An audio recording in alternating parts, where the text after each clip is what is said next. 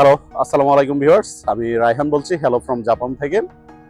তো আজকে আপনাদের সাথে কথা বলবো জাপানের নতুন ইমিগ্রেশন রুলস নিয়ে।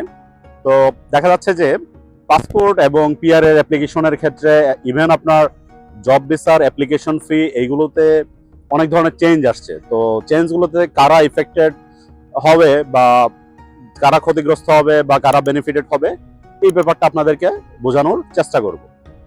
তো ফার্স্ট অফ অল আসা যাক যে তারা অলরেডি আপনার যে জব ভিসার ফিট বা ইয়াটা যখন স্টুডেন্ট থেকে একজন জব ভিসাতে শিফট হয় ওই ক্ষেত্রে একটা ফি ওইটা তারা ইনক্রিজ করার চিন্তা ভাবনা করছে। তো এটা 10,000 থেকে এটা 30-40,000 পর্যন্ত হতে পারে, বাট এটা এখনো ফিক্স হয়নি আপাতত। এখনো যে খুব বেশি পরিমাণ ইনক্রিজ হবে ওইটা এখনো ফিক্স হয়নি।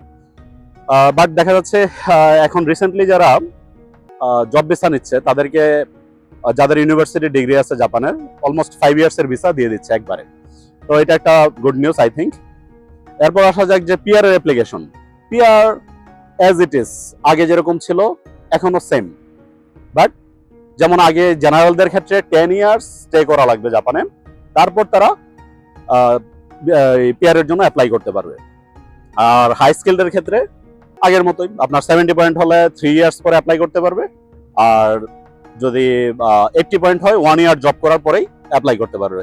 সো বলতে পারেন এটা সেম আছে, বাট পার্থক্য হলো অন্য একটা জায়গায়। সেটা হলো আপনার অবশ্যই যে হেলথ ইন্স্যুরেন্স, ট্যাক্স অথবা আদার্স যেগুলো আছে আপনার হোকেন, তো ওগুলো আপনার ইন টাইম পে করতে হবে। আর অ্যাকচুয়ালি যারা জব করে তাদের ওইগুলো কাটার পরেই তাদের অ্যাকাউন্টে স্যালারিটা ঢুকে। সো এটা নিয়ে কোনো টেনশনের কোনো কিছু নেই। এখন আসা যাক পাসপোর্টের ব্যাপারে। এইখানে একটা বড় ধরনের চেঞ্জেস আসছে। সেটা হলো আগে আপনার 5 ইয়ার্স আপনি জাপান, ফর এক্সাম্পল আপনি 2 ইয়ার্স স্টুডেন্ট বা 1 ইয়ার স্টুডেন্ট আর 3 থেকে 4 বছর জব করছেন, 5 ইয়ার্স হলে আপনি পাসপোর্টের জন্য অ্যাপ্লাই করতে পারতেন। বাট ওরা জাপানের পার্লামেন্টে এটা নিয়ে ওরা ডিসকাস করছে যে এটা একটা ওকাশি, আই মিন এটা কোনো মিনিং নাই যে পিআর দিবে 10 ইয়ার্সে, পাসপোর্ট দিবে 5 ইয়ার্স। এটা অ্যাকচুয়ালি ওকাশি, আই মিন মানে এটার কোনো সামঞ্জস্যপূর্ণ নাই।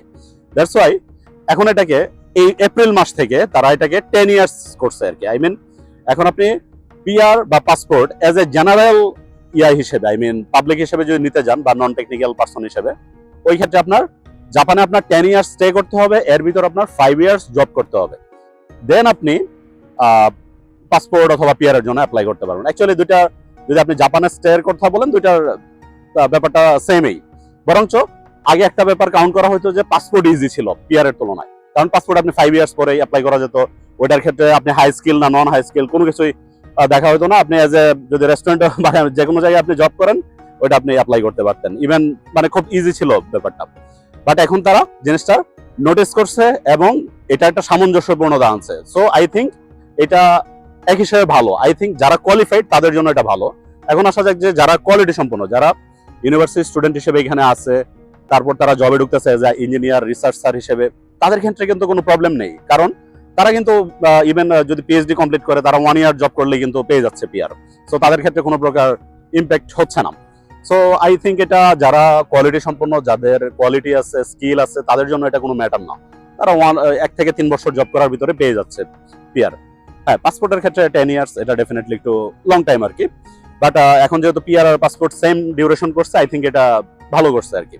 মানে এটা সামঞ্জস্যপূর্ণতা হয়েছে আর কি। আগে ব্যাপারটা একটু ওকাশি ছিল। তো হোপফুলি আপনারা বুঝতে পারতেছেন যে কারা ইম্প্যাক্টেড হচ্ছে। হ্যাঁ, যাদের কনসার্ন মানে আগে যারা অ্যাপ্লাই করতে পারতো তাদের ক্ষেত্রে নর্মাল লোকজন তারা এখন 10 ইয়ার্স পরে অ্যাপ্লাই করতে পারবে এবং সবকিছুর পেমেন্ট ক্লিয়ার রাখতে হবে। সো আই থিঙ্ক বুঝতে পারছেন। আর যদি তারপরও অন্য আদার্স কিছু জানার থাকে ডিটেলস, আপনারা কমেন্ট সেকশনে যোগাযোগ করবেন, আই মিন কমেন্ট করবেন, আমরা ওইটা নিয়ে ভিডিও করার চেষ্টা করব। Thank you very much.